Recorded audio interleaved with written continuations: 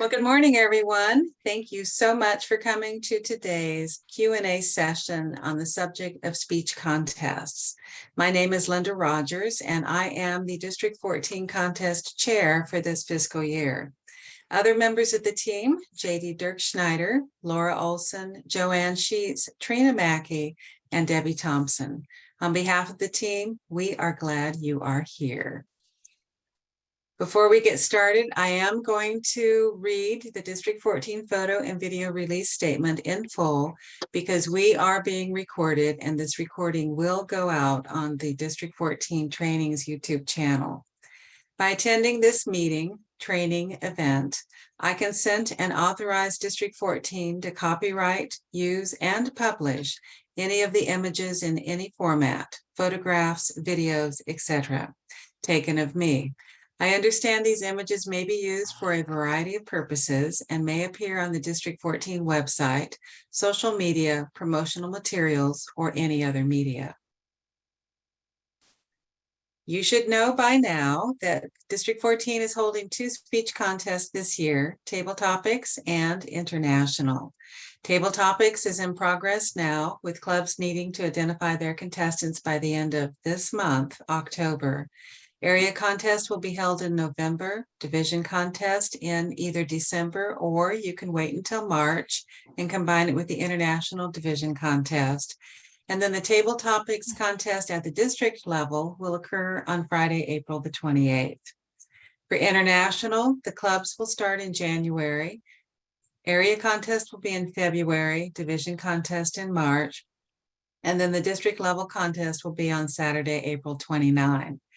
What you also should be aware of by now is the format that you can use, whether it's online, hybrid, or in person. Clubs can do the contest any way they want, in person, online, or hybrid. Lenin had dedicated. The area and division contest need to be done only online, and the district contest will be hybrid. Some people online, some people in person. Then going forward, you should know that we have a 2-step speech contest training approach. You watch the training videos out on the YouTube channel, and then you come to these Q&A sessions. The Q&A sessions will be held on the 3rd Wednesday and the 3rd Saturday of most months, and we are all glad that you are here for this 3rd Saturday of October. We're going to ask that you put your questions in chat, and our chat monitors will consolidate them and bring them to the group at the end. But we do have a number of things that we want to share with you today that we think will answer many of your questions right off the bat. I'm now going to turn control to Toastmaster Laura Olson, who is going to run some polls, and we can see where we stand. Laura? Thank you, Linda, and thank you, everyone. We are so excited to have you join us today. We just want to launch a few polls today so that we can gauge where your comfort level is with contests. There's no right or wrong answers, and please be honest in your answers. So our first poll is, which training videos did you watch before attending today's Q&A session? And you can select all that apply. And I will give you about 30 seconds to complete this poll.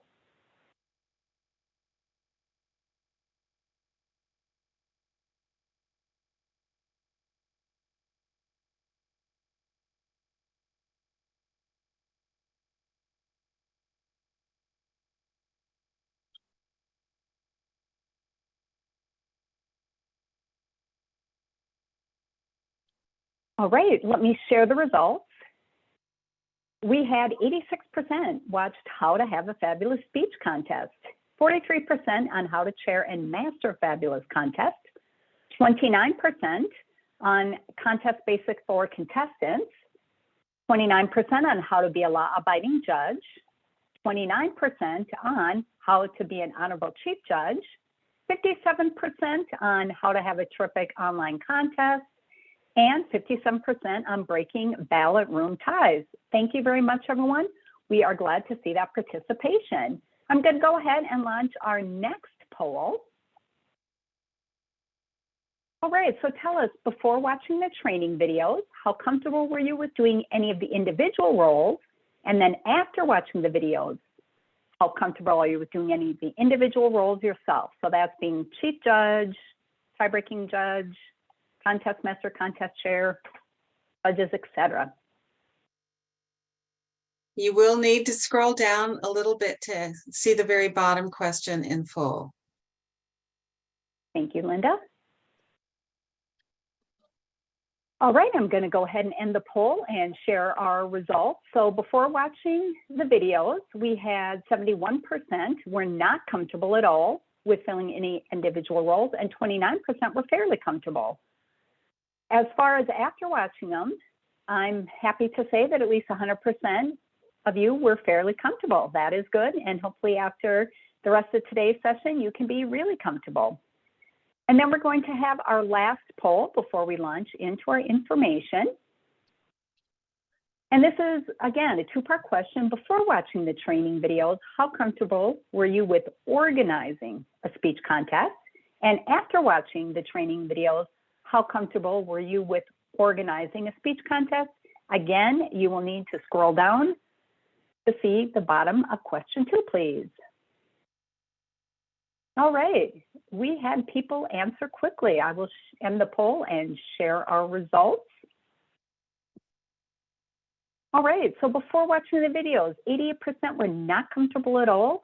13% were fairly comfortable. After watching the videos, we still had 13% who were not comfortable at all, but we went up to 88% who were fairly comfortable. So we just switched. So excited to hear that. And again, hopefully after today's session, you can all be really comfortable or at least fairly comfortable. All right, Linda, we are done with our polls and ready to launch into our content.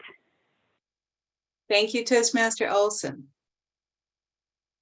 I'm now going to turn control over to Toastmaster Debbie Thompson, who will share with us some area and division contest considerations. Toastmaster Thompson. Thank you, Linda. So we specifically went through the contest rule book and looked for anything that was particularly relevant to the area or division level. And so I'm going to be going through those. And then after that, we're going to have a lot more common questions to be answered for you. But these are specifically things that are different for the area or division. And so you'll notice one of the first things I wanted to start with was the contest master worksheet, contest chair, contest master worksheet. I do have a copy of this that we will be putting in chat for you, but I wanted to go through this and just point out things that were specific to the area and division. And I'll go through everything because I think it is important to understand what officials you need for your contest. And so we had a question in chat. The very first role is contest chair. We had a question in chat that says, does the area director have to be the contest chair? I will answer that by saying, usually that is the case because the area director is the one that is organizing everything, putting it together. They are the leader of that particular contest.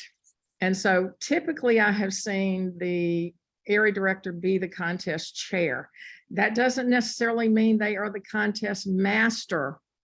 What I have seen in that case is that the contest master is actually somebody different than the area director, because that way the area director can take care of things behind the scenes, anything that might be going wrong, taking calls, texting, watching things, and dealing with anything that might happen.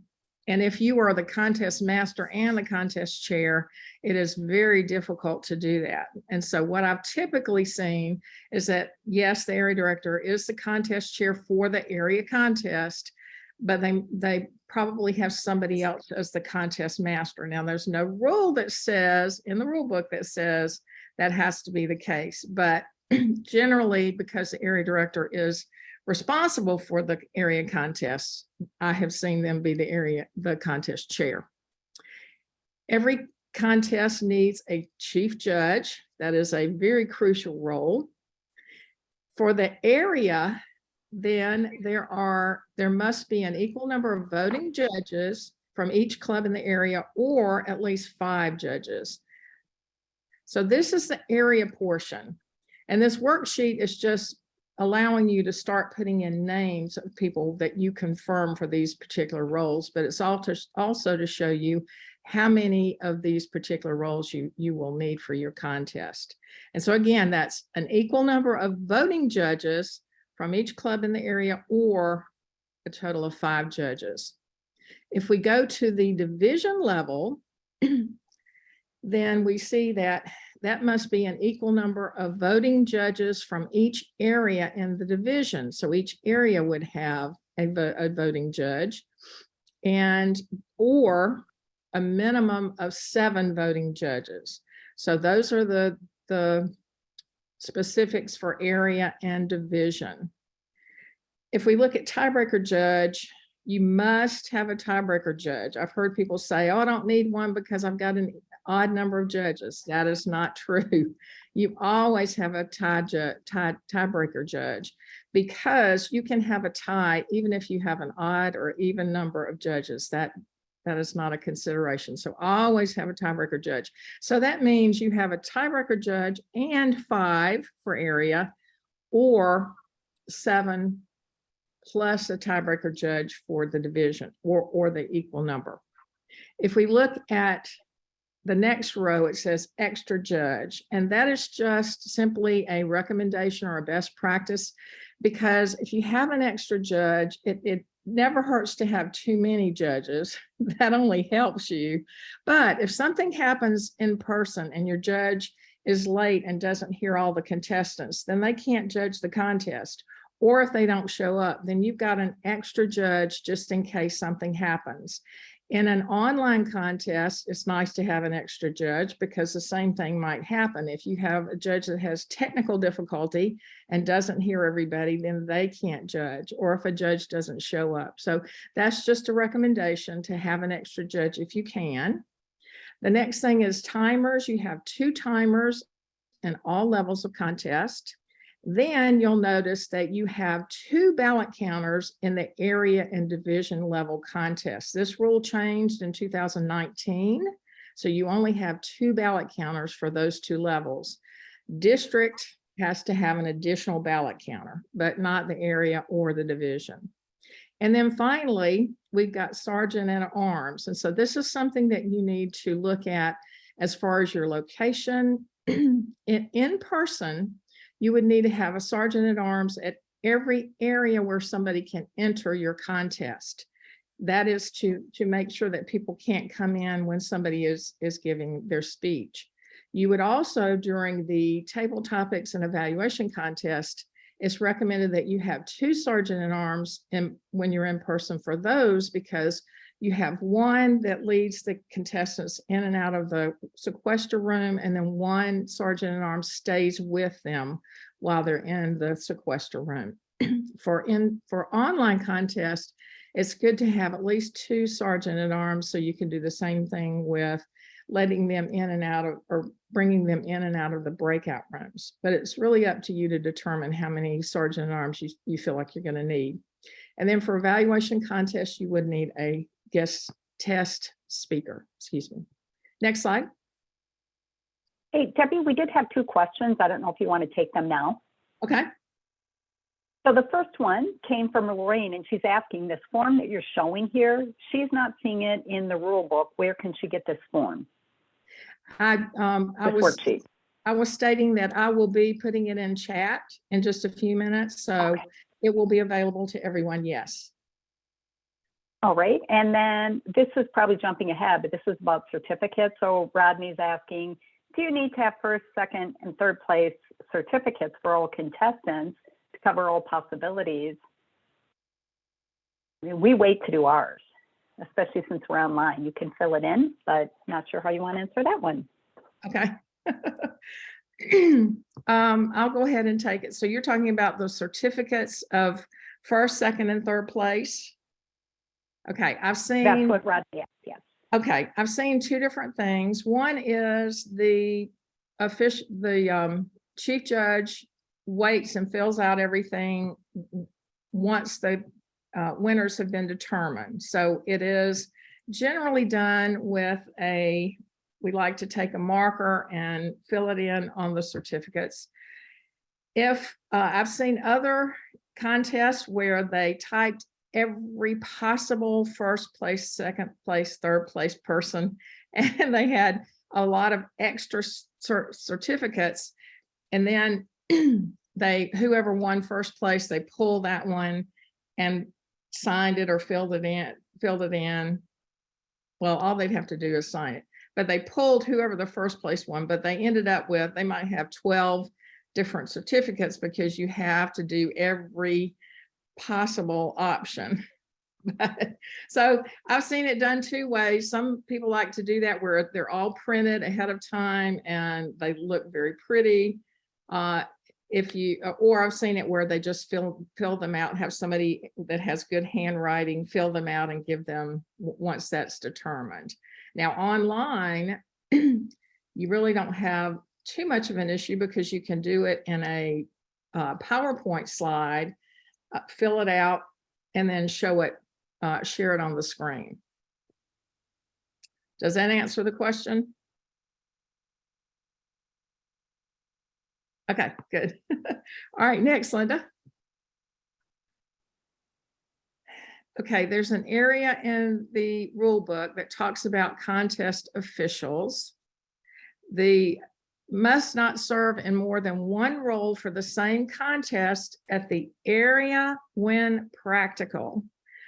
At the division, district, region, semifinal, and final, they must only have one role. Now it says for area when practical, it is highly recommended that you only have one role per official, but it does have this caveat in the rule book. So I wanted to show it to you. And I have noted in the rule book on every page where you can find this particular rule. Next slide. Okay, this is the judge's qualifications, and this is where it's a little bit different in the area division and the division level contest. So in a regular club meeting, a judge just has to be a paid member of a club in good standing, and that means there are 8 members in that club. So we have many clubs right now. If they don't have 8 members, they can't send anyone to the contest. That is a rule. At the area and division level, Toastmasters really is thinking that you need a little bit more experience than just being a paid member. At this point, they do say that you are a paid member for a minimum of 6 months, that B, you have completed a minimum of the 6 CC Competent Communicator Manual speeches, or earned certificates of completion in levels 1 and 2 of any path in pathways. When we say earned certificates, that means that they have been approved in pathways and completed in pathways. However, they may not necessarily be submitted in Club Central. So that's what earned certificates means. And then there's just a note on here because there's an additional thing in the rule book that says only members who joined Toastmasters prior to the rollout of pathways in their region can apply speeches from CC. And District 14 rolled out pathways in 2018. So that's a guideline. But I think the key takeaway here is get everybody to get their pathways levels 1 and 2, so there's no issue. And then finally, C, it says, be physically present at the contest for which you are serving. Of course, in person, the judge needs to be there. When we are on a different platform, on an online platform, that simply means you are attending the contest on Zoom. Next slide. The judges' qualifications. This is for division level. It says, and this also includes district, but I didn't go over any district qualifications at this point. At division contests, the chief judge, voting judges, and the tiebreaker judge must not be a member of any club in which a contestant is a member. So that means you can't have, if you have a judge that has multiple clubs and he has a member of one of those clubs, he cannot be a judge. So that's very specific. But then as a best practice, I just say to extend this rule to the area level contest if possible. And the reason for that is I had a personal experience where I was an I was in an area contest and a judge where I had a competitor that was in my club. And I think because I tried so hard not to give him any favoritism, not to show favoritism, that I ended up not giving him the points that I probably should have. And so it was very important. I think that it's hard, I think, when you are trying to judge someone in your own club because you've seen them judging before. And so try to extend that rule to area if possible. Next slide. This is contestant eligibility.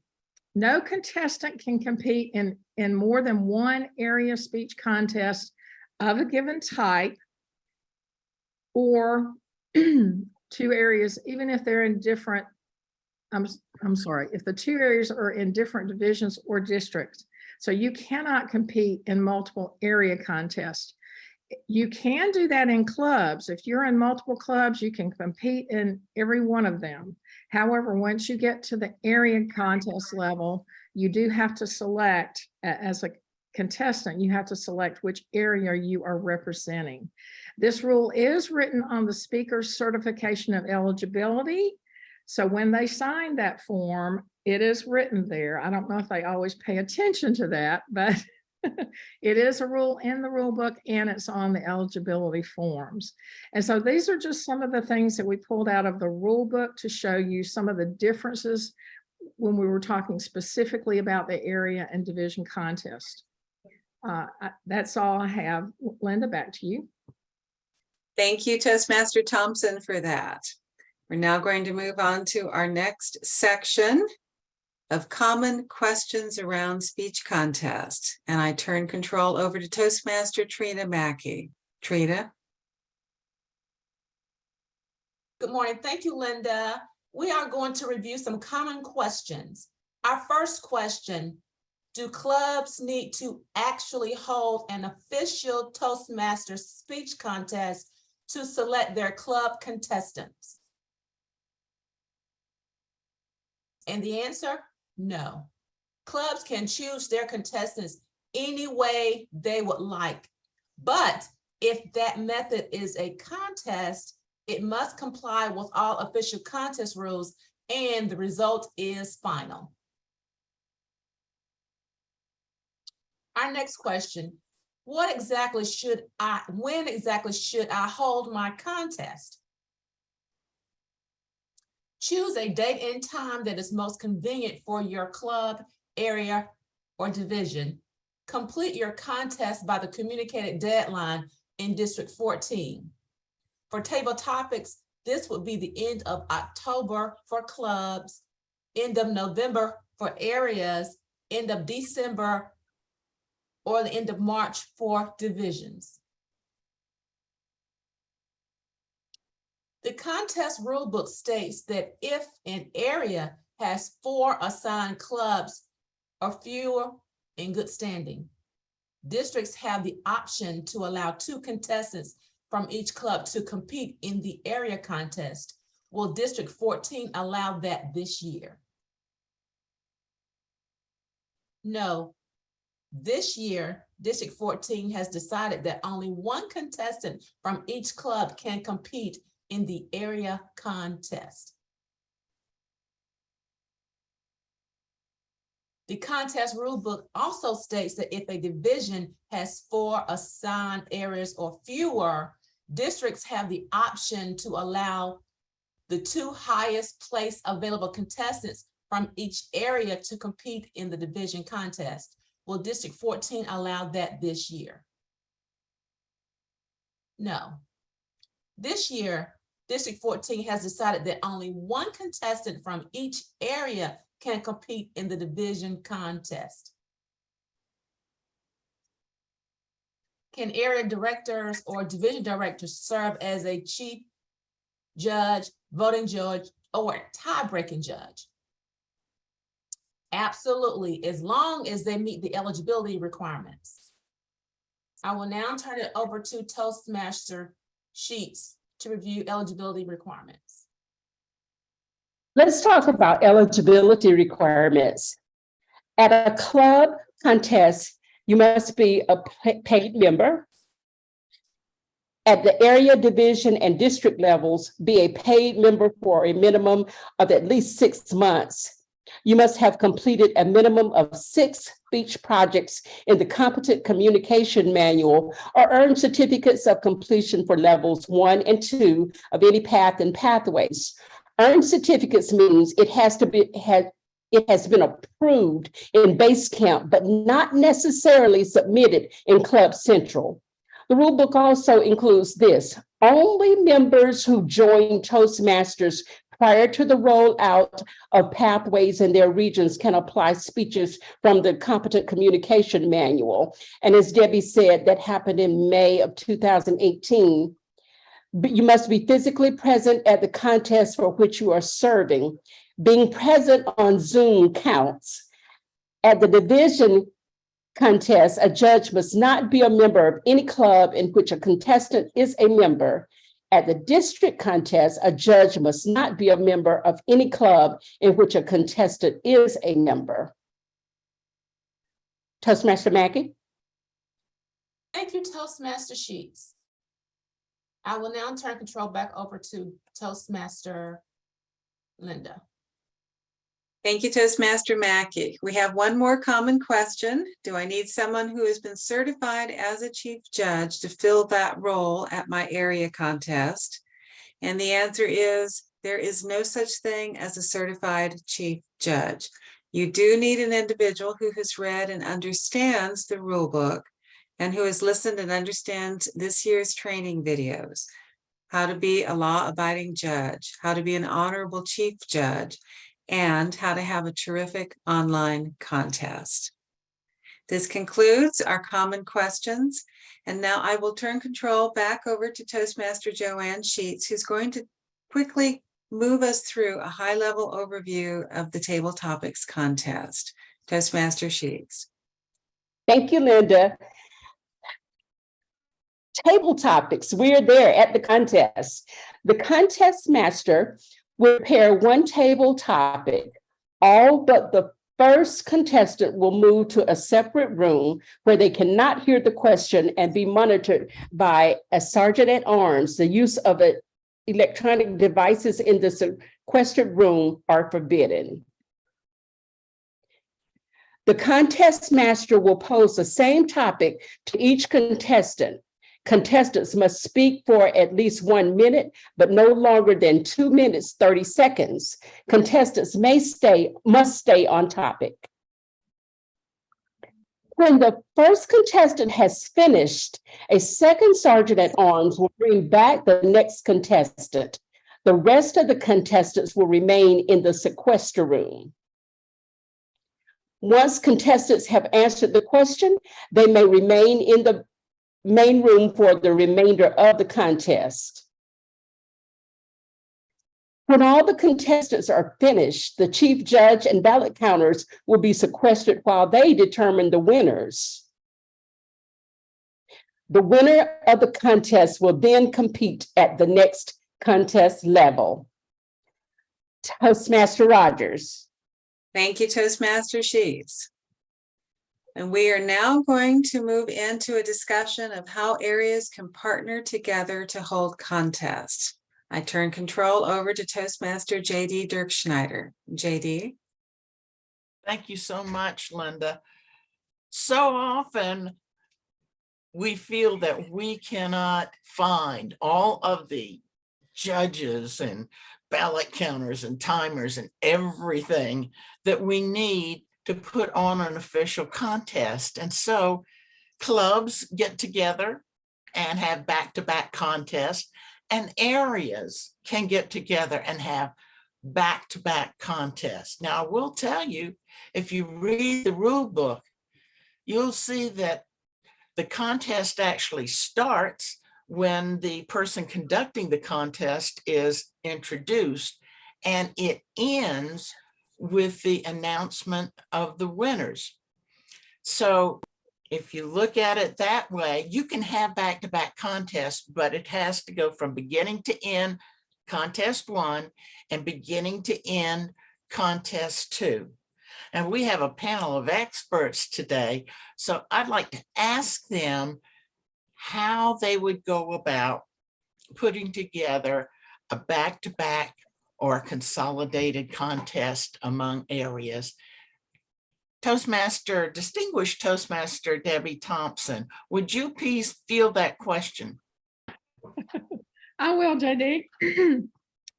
Back when I was division director, we had 4 area directors. And so what we did in that situation was 2 of our area directors decided to partner. So we had 2 sets of partners.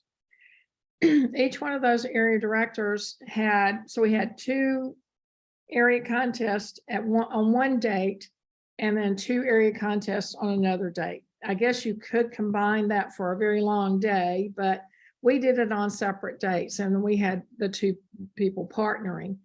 Excuse me. What they did too was that the partner area director was the contest master for the other area director, so that one of them was the chair and took care of everything behind the scenes, organized it for their contest. And then the other area director was the contest master. We had the other 2 area directors serve as judges on that date. So we were able to really spread our area directors.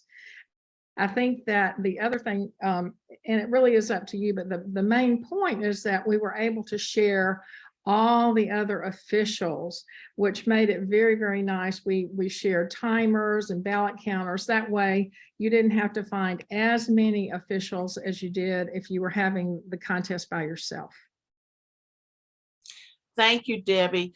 And also when you combine it, when we are back in our on-site meetings, when you combine or have back-to-back contests, you only have to find one location, and you don't have to go trying to find more than one location. Our fearless leader, Linda Rogers, has also been a division director. Linda, do you have anything to add that could help our participants today? Thank you, Toastmaster Dirk Schneider. I was a division director for 2 years, starting right after the pandemic began. So all of our contests were held online. And during those 2 years, we did the area contest as a group. There were 4 areas in my division. Not all of the clubs sent forward contestants, so we sometimes just had 1 or 2 contestants per area, so we could combine all 4 areas to be able to get the job done. We found the 4 areas, and I worked together to find 1 set of judicial team members, 1 chief judge for the entire 4 area contest, judges, timers, ballot counters, etc. And then we worked together to find the other contest officials. We might have had 1 contest master for the first 2 areas and a second contest master for the second 2 areas, depending upon who wanted to do what.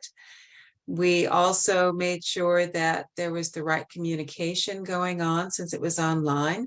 So one of the area directors would make sure that she was in touch with all of the contestants to make sure they all knew the link for the rehearsals and the contest itself, so that they all had the proper forms, that they had returned the proper forms. We had someone make sure that the chief judge, and a lot of times the chief judge at that was just one of the area directors. So that person would make sure that they did all the communications with the judicial team. But combining forces, especially when you're online, is really, I think, the right way to go, because you can all support one another, find common people to fill roles for things. And then it just also happens a lot faster. You only need the one date. You just have the one set of Zoom masters who will be there for the entire 2 hours, whatever. But it does depend on how many contestants you're going to actually have. If all of the clubs in all of the areas sent contestants and you were looking at a humorous or international 5 to 7 minute speech for all of them, it would be too long to combine all 4 areas together. Back to you, Toastmaster Dirk Schneider. Thank you so much. I know that Laura has been a division director also. And since I'm an equal opportunity questioner, Laura, do you have any suggestions you can add? Yeah, so thank you, JD, and welcome again, everyone. I did, when we were doing in-person contests, did have to do some combined areas. We did it the same way that Linda had talked, that we had one main judicial team. We did have intermissions between each area, just to make sure that there was distinct breaks. And again, we had all the area directors talk to each of the clubs to make sure that we were good with that. Everyone was, so that people didn't think there was some type of unfair advantage because you were seeing somebody before. But it worked out really well, and we continued on with online, and we had no issues. JD, there is one question that Darian had about, do we have a pool of Zoom masters that we can pull from? And I can take that question, or you can take it. You can take it. To my knowledge, we don't.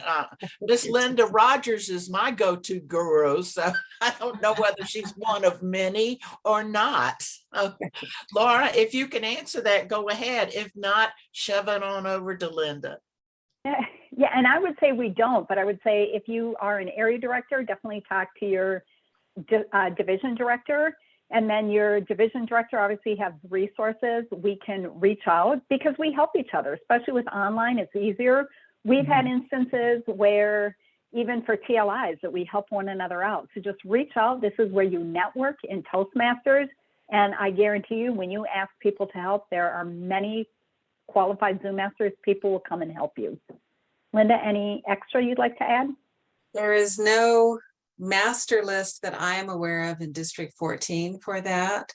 I think that reaching out to just the people that you know, as a division director for those 2 years, I became fairly comfortable working within Zoom, helping behind the scenes, doing breakout rooms, spotlighting, all of that sort of stuff, and tried to have the area directors work with some of that too, so we would all be more comfortable with it.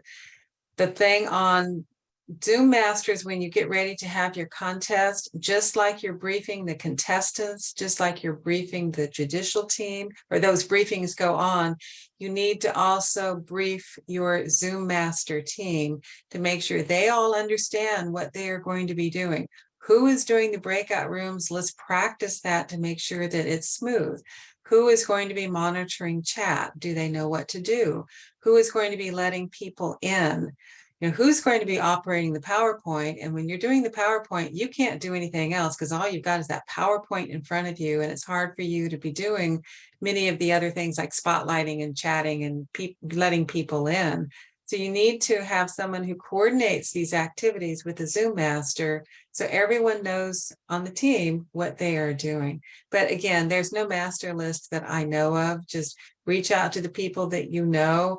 Each division should really, I think, for their TLIs and for their speech contests, since they need to be online this year, should really be working on having their group of Zoom masters for their division so they can get help on all of their events. Back to you, Toastmaster Dirk Schneider. Thank you so much. And I so appreciate my friend Darian asking that question, because that gives me the opportunity to put in just a shameless plug for Linda's online speech contest video that you can access from our District 14 website. It is a marvelous explanation of how you have an online speech contest. She says, and I will back her up, that one of the keys is to practice beforehand. Practice, practice, practice. Now, if anyone else has a question that we didn't answer or has a suggestion that we didn't cover, please put it in chat. And I'm going to hand it back to our chairman, Linda Rogers. Linda? Thank you, Toastmaster Dirk Schneider. I am headed back to my PowerPoint because I think I know what we're doing next, but I'm also, Linda, we did have a, we did have a question about something not being on page 10 of the rule book. And I think they were referring to that worksheet that I just showed, but I did put it in chat for everyone. So good, I hope thank that, you. Lorraine, I hope that answers your question, that it's not in the rule book, but it's taken specifically from the rule book and just put in a more organized worksheet. Does that Thank answer? you. Does that answer the question? I hope. Yes, thank you.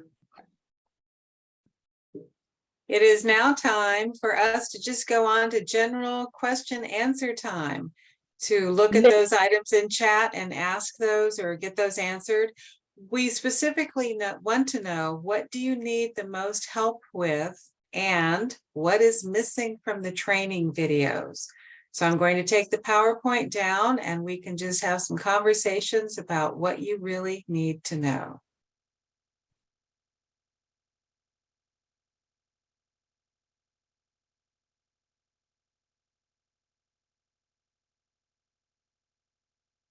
All right, what is in chat that we have not answered yet? There is nothing. Well, that doesn't help. Why don't you take me off of spotlight so I can see everybody, and let's just have a conversation with everyone. Yeah, I have a question in chat. I have a question in chat about tie breaking. I watched the video on it, but I'm still not crystal clear on the tie breaking and the ballot counting and that process. I'm going to bounce that one to Toastmaster Dirk Schneider. Thank you. And I totally agree that if you only go by what the rule book says, and I apologize for my glasses, my eyes are doing weird things today. If you only go by what the rule book says, it's really hard to understand. Here it is. If you have a tie, then the chief judge opens that tie-breaking judge's ballot. That's the only time she opens that tie-breaking judge's ballot, when there's a tie. And let's say for second place, there's a tie between John and Mary. Tie-breaking judge's ballot is going to break that tie. Chief judge looks on the tie-breaking judge's ballot. The only two contestants that she looks for are John and Mary, because those are the tied contestants. Whichever of those two contestants our tie-breaking judge has ranked higher, that's the one that who will take second place. For instance, if John is ranked higher on that tie-breaking judge's ballot, John will take second place and Mary will go down to third. Whoever was in that third place before that tie was broken is now out of the running. Some people break, if there's more than one tie, they break that first tie and then they break that second tie. And that's not the way you do it. You break the first tie, the highest tie, and then everything falls into place after that, even if that means that someone is no longer in the top three. Now, I want to make sure that that's a little bit clearer for you now. Does that help at all? It helps some. So in terms of the ballot, so the ballot has the first, second, and third that they fill in, right? But it also has a point value system at the top of the ballot. Okay. Am I looking? So would the chief judge be looking at just the first, second, and third as a judge? So And then if you're a tie-breaking judge or Okay. chief As a judge. judge, whether I'm the tie-breaking judge or a voting judge, nobody gets the top portion, which is the guide, that grid with the points. Nobody gets that. After or as soon as I turn in my ballot, I eat that grid so nobody can see how I voted. The only thing our voting judges and tie-breaking judges submit is that bottom portion, the ballot. So Okay. the chief judge and the ballot counters never even see that top portion. Okay, so Does that and help? that does help. Yeah, so I want to make sure. So sometimes if you have two ballot counters and the two ballot counters chooses completely opposite contestants, then If it's then it just, you're trying to figure out where, If it's because the it all ballot is even counters. at that point. Yeah. if it's the ballot counters, Mhm. if they disagree, the chief judge has everybody recount, the ballot counters recount and recount and recount until all of the ballot counters tally sheets agree. So if that Okay. means that, for instance, if we have had some disqualifications before the ballot count, the chief judge would say, disregard any votes for this contestant. And Gotcha. they wouldn't even be in the running. When the tally sheets are reviewed, if they don't all have the same first, second, and third, the good chief judge will say, okay, let's go through these ballots again. And that's why I suggest that when you're in the ballot room, the ballot counters put the names of the contestants across the top, alphabetical order, according to first name, and the judges down the side, alphabetical order, according to first name. In case you have to go through those ballots again, it's easier to know which ballot has been counted. So That's very helpful. yeah, Thank the you. only time that the only time that tie-breaking judge's ballot is even opened is if there is a tie and the grid, the guide, the working part of a judge's guide and ballot, nobody sees but that judge. JD, I have an example if you want me to pull it up and then explain it from there. I think that might help, if that's okay. Debbie, whip that slide on up to us. Go for it. Okay. Can you see it, JD? Mhm. Okay. You want to explain it? Sure. Let me get up close to the computer. Okay, as you can see here, Kermit and Cookie are tied for first place. So we're going to refer to that tie-breaking judge's ballot. It's the chief judge who will open it. So all she's going to look for on that tie-breaking judge's ballot is who did that tie-breaking judge rank higher, Kermit or Cookie? So she opens that tie-breaking judge's ballot and she sees that the tie-breaking judge ranked Kermit higher than Cookie Monster. So Kermit will take first place. Cookie Monster moves to second place. And the contestant who used to be in second place, Big Bird, now goes to third place. That's how a tie is broken. And it does not matter if everybody else, if all the other judges ranked Kermit and Cookie Monster as the very last. That doesn't matter. It's just who did the tie-breaking judge rank higher. Those are the only names that the chief judge even looks at. Thank you for that wonderful graphic, Debbie. Any Thank other you. questions That about was- tie-breaking? Thank you. I appreciate that. That's hilarious. It was hilarious in the video and it's even more hilarious now. Okay, back to you, Miss Linda Rogers. Thank you, Toastmaster Dirk Schneider. What other questions are there?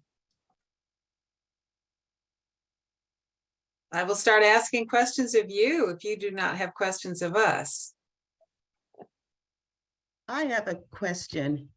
We probably won't see protests for the table topics contest, but what about the international contest? How does a contestant make a protest? I'm going to shoot that one to Toastmaster Dirk Schneider again. Contestants and voting judges can lodge a protest. Has to be lodged with either the contest chair or the chief judge before the contest is adjourned. And all that happens is before the contest, because we have an excellent contest chair and a magnificent chief judge, they've already decided among themselves who's going to take care of what protests and how they're going to communicate that there is a protest. So I always suggest that the contest chair take care of the eligibility protest, because the judicial team, the chief judge and the voting judges are going to be busy handling all of the other protests. So once a protest is lodged and the chief judge and the contest chair are aware of that, then it's handled according to the rule book. Here's my suggestion.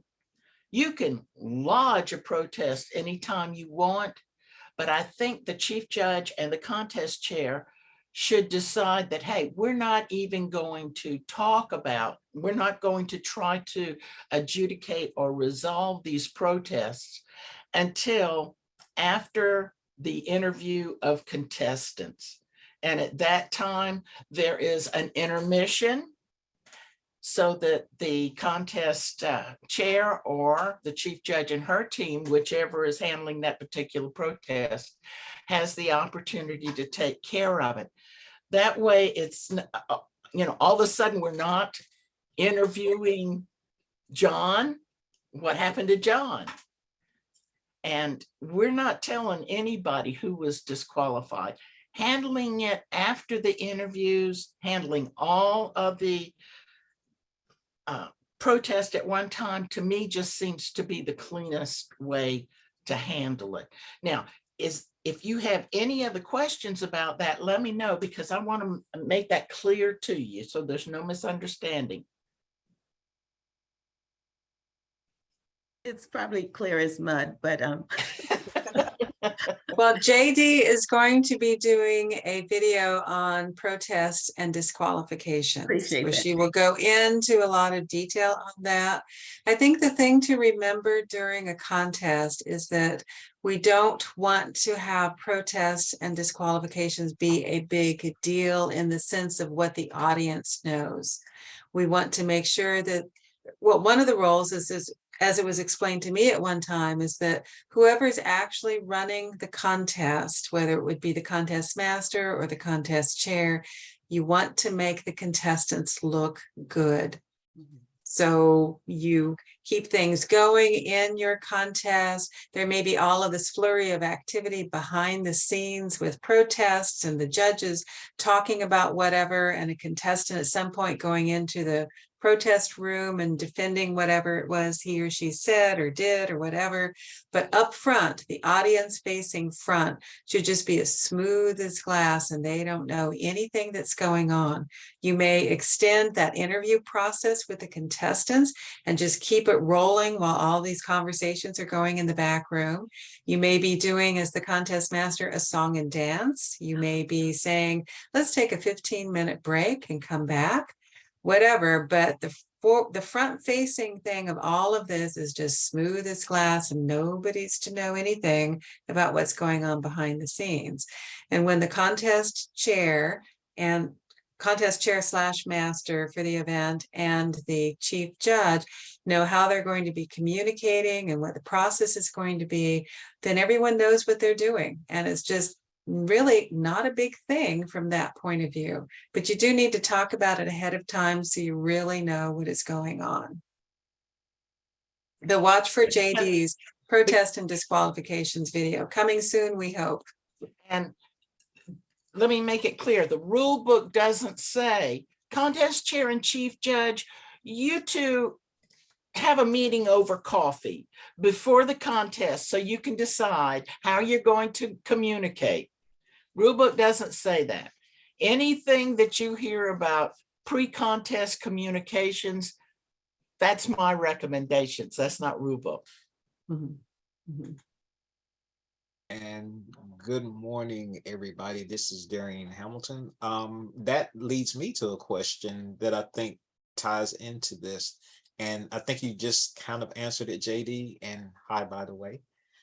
Would it be any benefit or any harm for having either, well, maybe even down to the contestant level, having a briefing on how protests are conducted, just not necessarily in detail, but just to kind of give people, especially on the judicial team that may be handling it, an overview of what actually needs to happen for a protest, so people don't kind of get caught off guard when one comes up.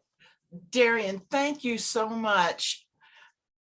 The rule book says that the contest chair during the contestant briefing reviews the rules with the contestants.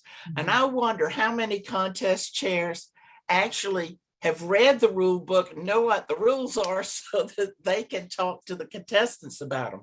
But of course, one of the rules in the rule book is how to do a protest. So that is, you've hit it on the head. The contest chair needs to know about that.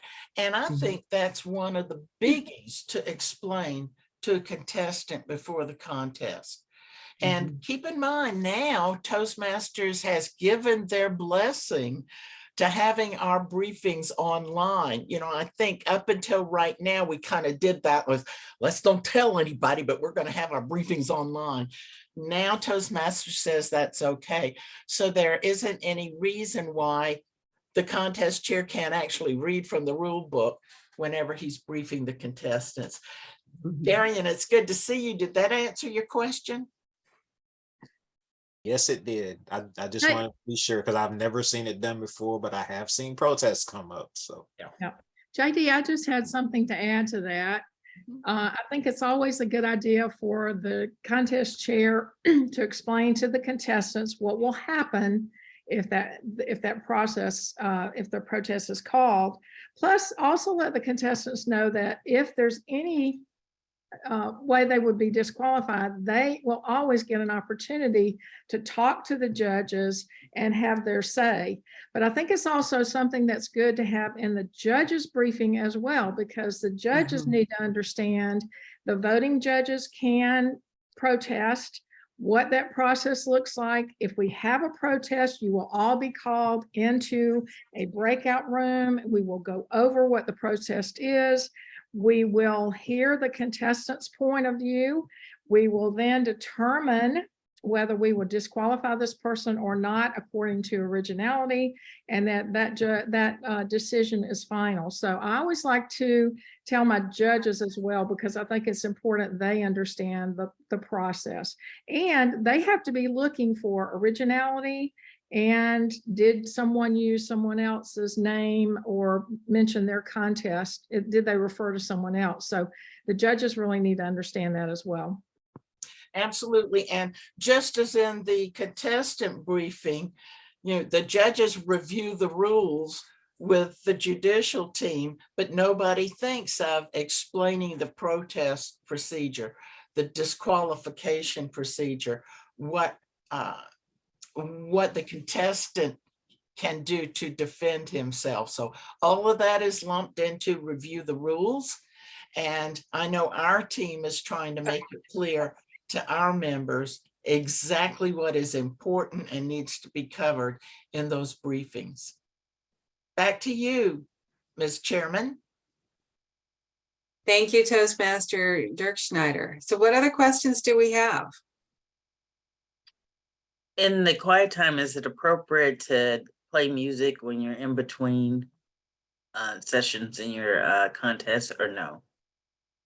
You need to make sure that the 1 minute of silence for the judges after contestants so they can mark their ballots is truly quiet.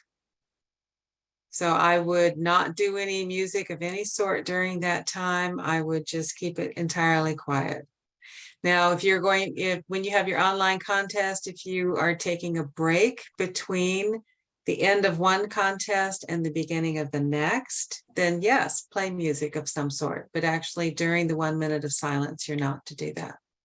What about while you're waiting for the ballot counters to come back, or the contest master to announce? If you're taking a break, yes, Okay. you could do that.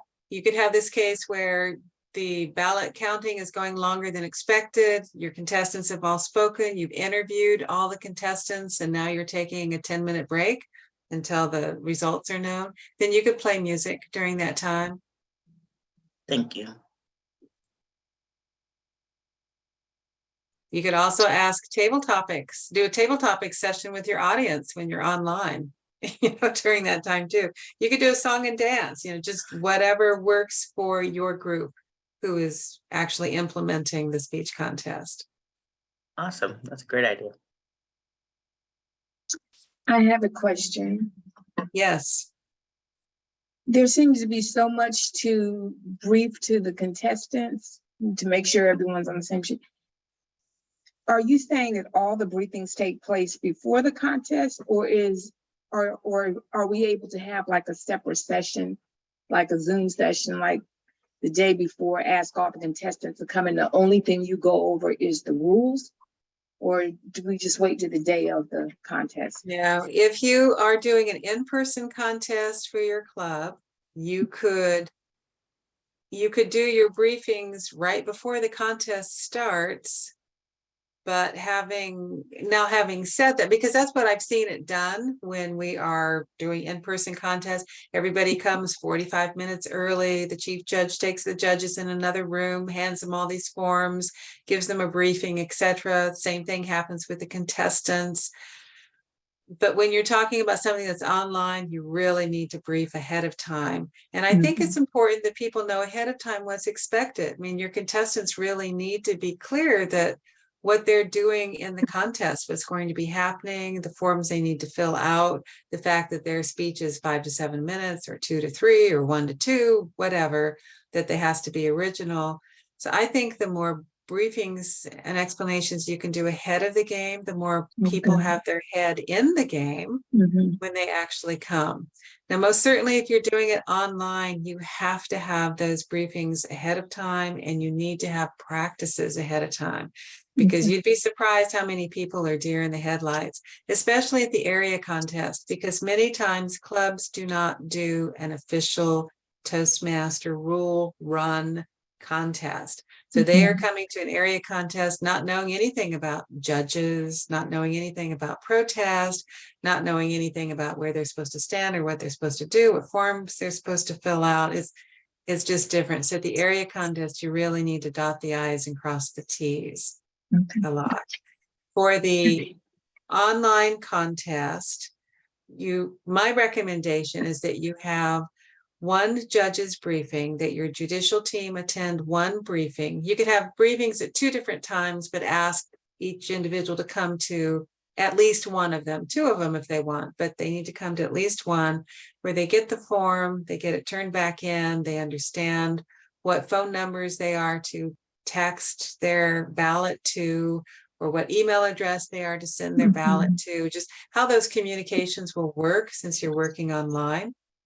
And for the contestants, they need to come to 2 practices, or twice. The first one is really a briefing where they will get their form, understand what they're supposed to do, understand where to stand in their screen view, what they can do or not do, what they need to do if there's a protest, where the timer is going to be, what timing signals are used, those sorts of things.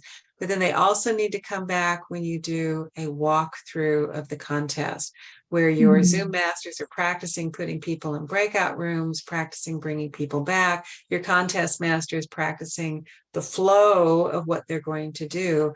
And I would say if your contest master cannot come to both of those briefings, to both of those sessions, that's not the person you have be your contest master. You want things to be smooth and just flow like glass through this. So if people cannot come to the briefing and the walkthrough for your online, then they shouldn't be in that particular role unless they've had extensive experience before with doing that. Toastmaster Dirk Schneider, your hand is up. What do you have to add? It is, and I just want to make it clear to those wonderful people who have joined us today. It is always good to have an online briefing, in my humble opinion, and here's why. Whether you're going to have an on-site or an online contest, give your contestants or your judges as many opportunities as possible to go through a briefing. And of course, that's much easier when you Zoom. And it's difficult. Those of you who have been chief judges or contest masters know this, especially when you're in an on-site meeting, to find a quiet place where you can do that and people aren't tugging at your shoulder and asking you all kind of questions. I am a firm believer in having online briefings, whether it's an online or an on-site contest, and more than one is wonderful because oftentimes one doesn't fit into the schedule of everyone who needs to attend. Thank Yes. you. Yeah, thank you, Toastmaster Dirk Schneider. What other questions are there? Because if there aren't any, I'm going to be asking you questions. I have another question, and again, it's about the Yes. international contest. Can you speak a little bit about props? I know it's in the rule book, but if you can just briefly explain props for contestants.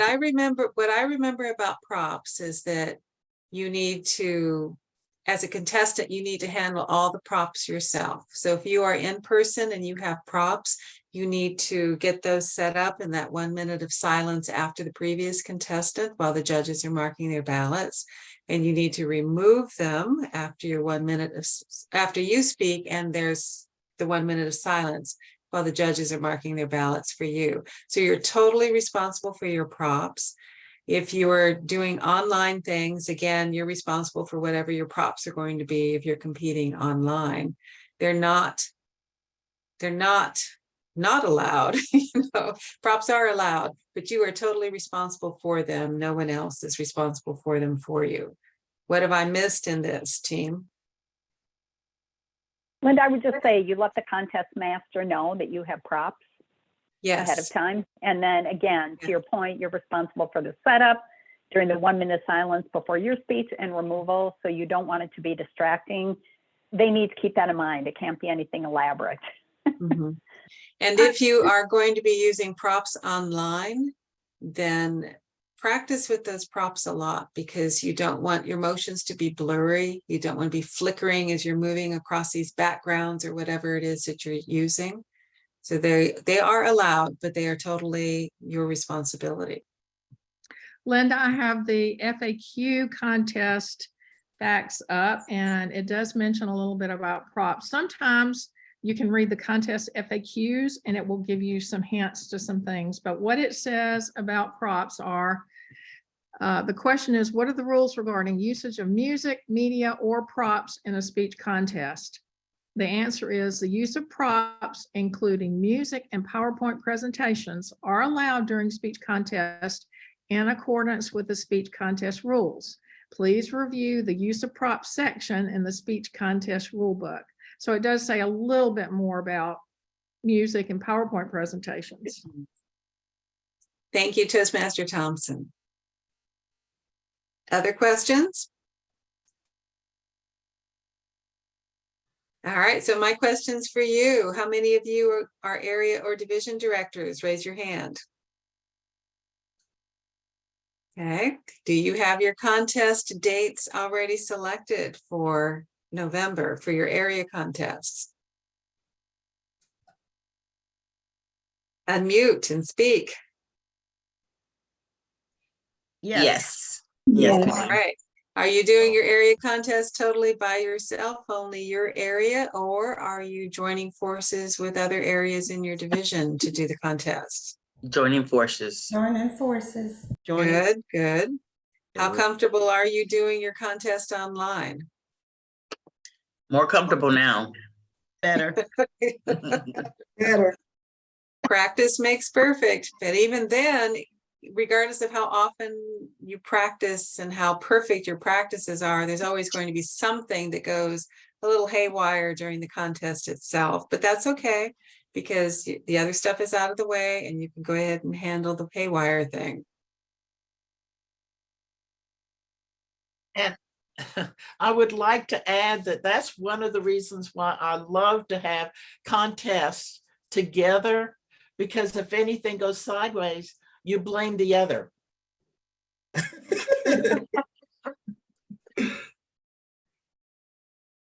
That is true. There's been some interesting things that have gone sideways in TLIs and in speech contests that ideally the audience hasn't noted.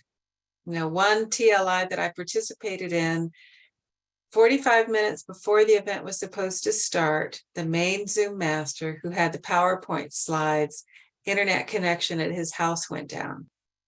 And although somebody else had the slides too, he was our main guy.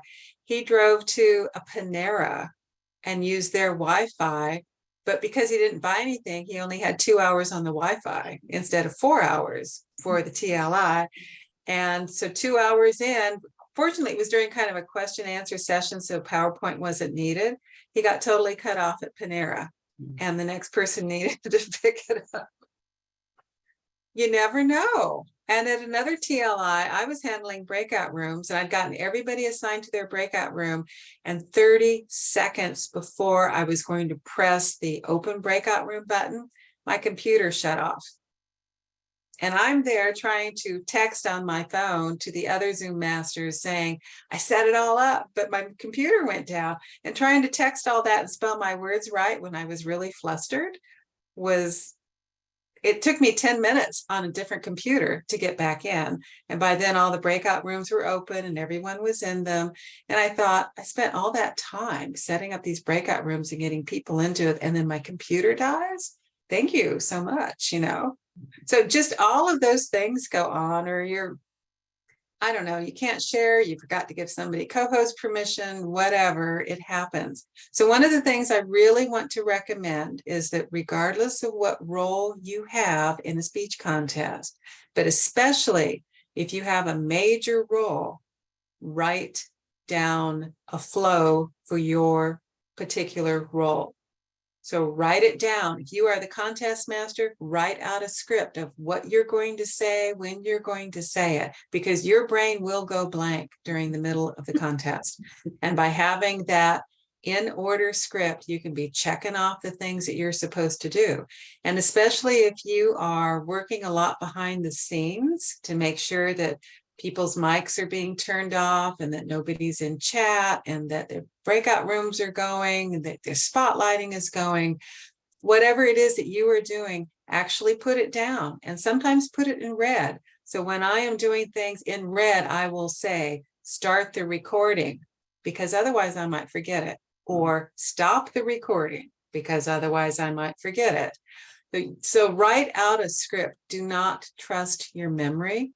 And practice with your script too. Take your printed script on a walk and practice your introduction as a contest chair or contest master with what you're going to say, and just be constantly looking at this, because when you are comfortable in your role, then you relax and you are better able to just go with the flow of whatever is happening. To write it out. Don't leave anything to chance. Linda, can I just add, I know because I've had the honor of being in your division, and we had quite a few practice, and this was for TLI, but I would say for our speech contest as well. And even when we did have those hiccups, the audience didn't see it.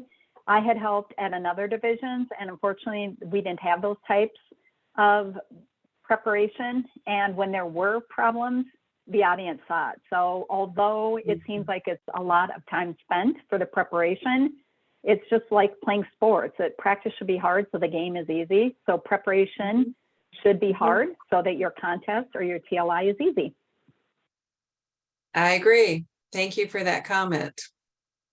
When you are doing an online contest, especially, and that's what areas and divisions need to do for this year, there's no point that's too small to pay attention to.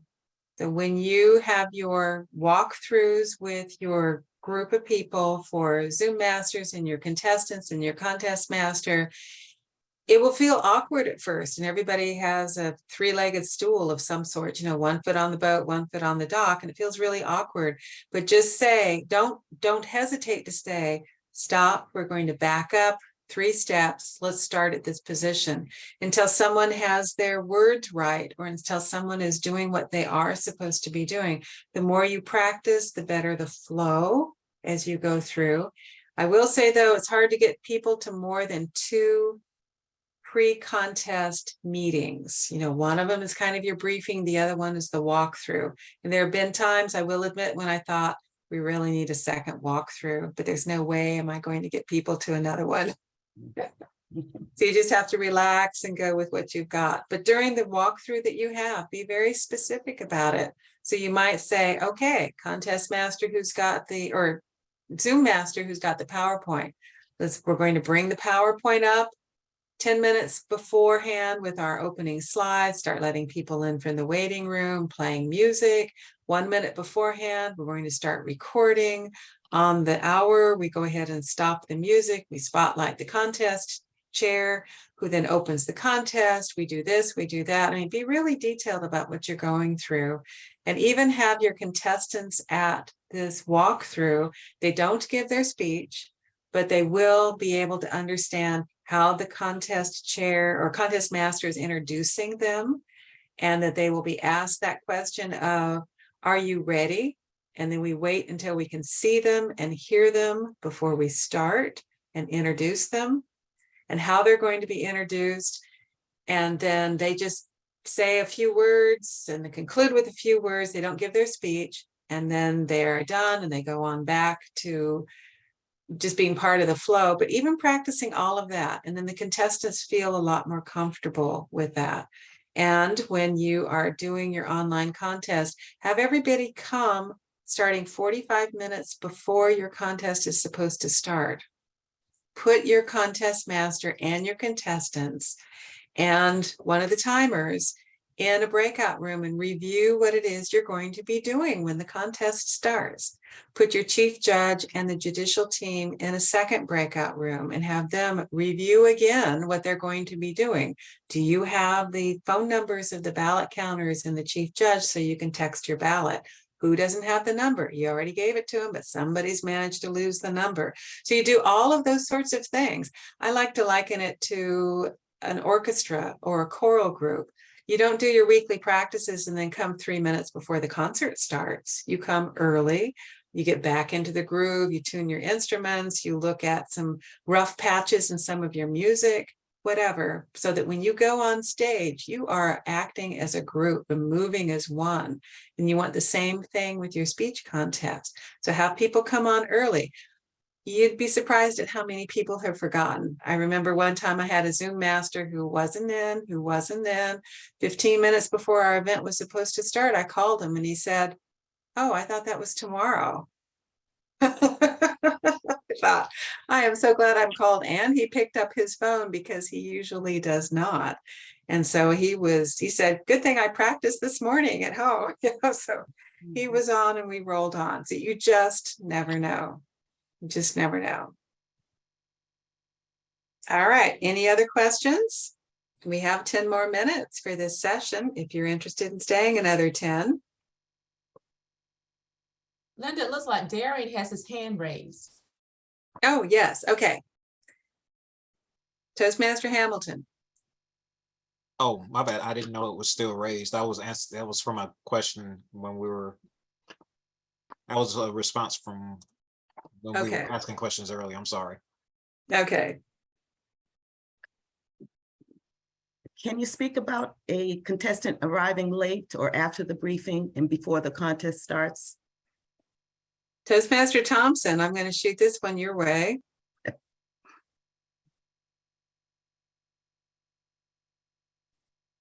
You are muted. There you go. I was going to take this time to pull up the rule book, but I'll go ahead. If the contestant is late, as long as, well, let me pull it up. So Linda talks. Isn't it as long as the contest master hasn't been introduced? Hasn't The been introduced. contestants still compete. And at least if you're in an online contest, you have to waive your right to a briefing. In-person contest, you have to waive your right to a briefing when most of those briefings happen, just before the contest itself in person. Right. I'm not sure what the rule is for an online contest, but as long as the contestant arrives before the person truly running the contest master has been introduced, then you can still compete. Right. But you do also have to have all of your paperwork in. You have to tell the contest chair master that you are there and waive your right to a briefing. So there are several things you have to have done. Getting that paperwork in ahead of time is always a great idea. So you're not fumbling around trying to get paperwork from people. But yeah, there's several things and I think that's all of them. You have to tell the contest master chair you're there. You have to waive your right to a briefing. So you may not hear something that might have been important for you to know. And then you have all your paperwork. So that includes your eligibility forms and things like that. So they have to all be turned in. Thank you, Toastmaster Thompson. Can I ask another question? Yes, please. What about, do you recommend that we have our clubs send the first and second place names to us in case at the area contest, the first place person is unable to be in attendance? Yes, your clubs should send, help me get this right, Debbie and JD, your club should actually be sending to you everyone who was in the contest, who was eligible, who didn't get disqualified of any sort. Your first, second, and third place contestants, even more if you had more people who participated, even though you don't really recognize fourth and fifth and sixth place, but they should be sending to you everyone who is qualified to move forward if needed. And this helps because if your first place contestant cannot participate in area, you need to be able to get a hold of the second place. If second place can't participate, you get hold of the third place, so on and so forth. It's hard when you're talking, not necessarily as much an area contest, but as you get to division and district, when judges cannot be a member of any of the clubs that the contestants belong to, it's hard to find your judges when you don't know what clubs you're supposed to avoid. So the sooner that your clubs get the information to you, the more time you would have to be able to find judges. But yes, they should send you everybody's name who's a possibility. Yeah, I actually have that up if we want to, let me share that real quick. Okay. I think I have that. All right, if everybody can see. So if a contestant is absent from the briefing, the alternative speaker is permitted to attend the briefing in place of the primary contestant. If the primary contestant is not present when the person conducting the contest is introduced, the primary contestant is disqualified and the alternate officially becomes the contestant. So a lot of times we don't even tell the second place person to show up in the event that the first person is late or does not show up. Right. It also mentions here that should the primary contestant arrive after the briefing, but before the person conducting contest is introduced, the primary contestant is permitted to compete. These are the things we're talking about. Reports to the contest chair upon his arrival, has all the paperwork submitted, and waives the opportunity for a briefing. So those were the three things we were talking about. Thank you, Toastmaster Thompson. Any other questions? Anything else that the team would like to add?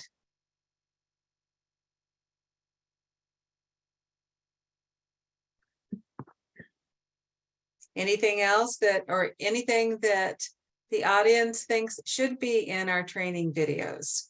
What did we miss in our training videos?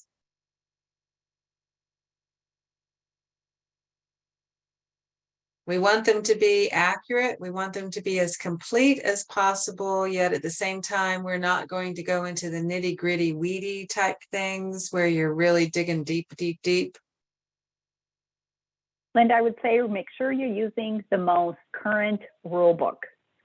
All of our Yes. videos outline that, but make sure you're not using expired rule book. So look for the 2022, 2023 rule book.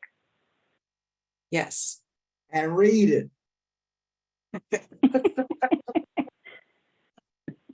At least 10 times. I would like Toastmaster Sheets to share with us what she put in her Right. chief judge video about being fair. You always want to err on the side of what is right and what is fair in any contest. Toastmaster Rogers. So if something comes up and you have no clue and you can't find it in the rule book, et cetera, just err on the side of being, what was it again, Joanne? Just and What is fair. right and what is fair. What is right and fair, yes. I think that's another one of Joanne's recommendation is that, and we all say, if you can have the rule book on a laptop so you can search it, because a lot of times you're under pressure, you can't remember exactly what that rule said, and the rule book is not always organized very well. So if you can put it on a laptop and have it up where you can search it real quickly and find the rule, that can be very, very helpful. Yes. Yeah.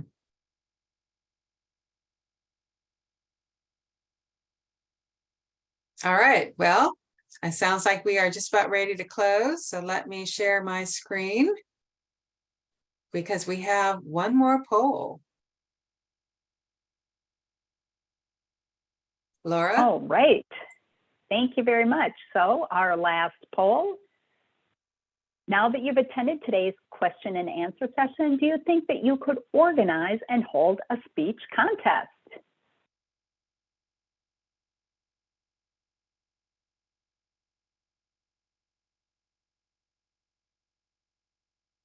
Excellent. So I will share the results since we've had everyone. I am so excited that we have 5 of 7 people who said yes, absolutely. 2 out of 7 said maybe, but I still have questions, and that is okay.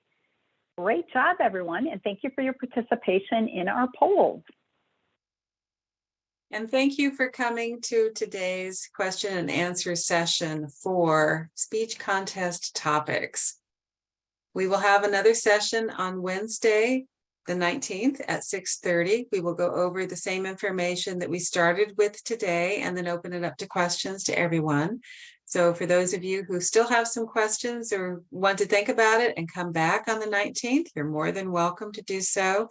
Please share the information from today's Q&A session with others, area directors and division directors. Encourage them to register and come on the 19th so that they can get their questions answered. We're here to support you. We want you to have the best contests you possibly can. We can't actually do them for you per se, but we want to support you and answer any questions that you have for them. Thank you so much for coming today, and we may see you on the 19th. And let us know when your contests are and the results of those too, because we are interested. Thank you for coming.